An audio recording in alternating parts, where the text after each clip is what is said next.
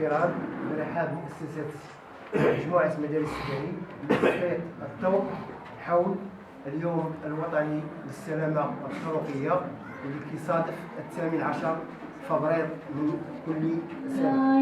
من الشيطان الرجيم. بسم الله الرحمن الرحيم. قل أوحي إلي أنه استمع نفر من الجن فقالوا إنا سمعنا قرآنا عجبا يهدي إلى الرشد فآمنا به ولن نشرك بربنا أحدا وإنه تعالى جد ربنا ما اتخذ صاحب ولا ولدا وإنه كان يقول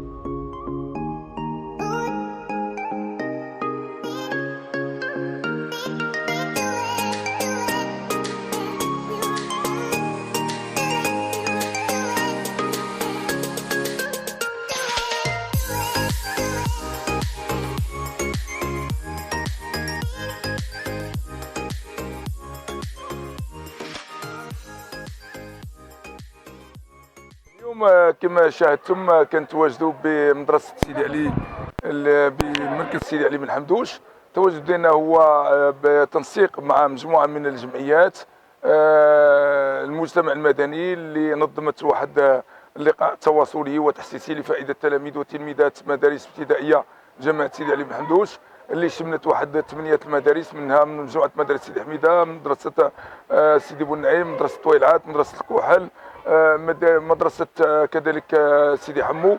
واليوم كان الختام اللي هو واحد تم على إثر تنظيم الندوة حول السلامة الطرقية تزامنا بمناسبة اليوم الوطني للسلامة الطرقية.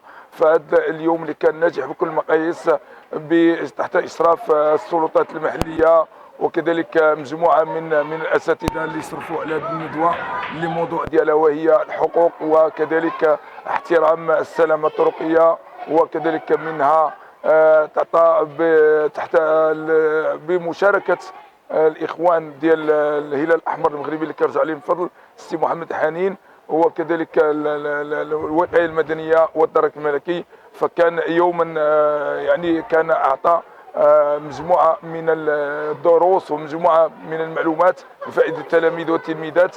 فشكرا لكم جميعا وشكرا من ساهم من قريب ومن بعيد في إنجاح هذا اليوم التواصلي والتحسيسي لفائدة التلاميذ والتلميذات المؤسسة أو المؤسسات التعليمية. شكرا لكم جميعا.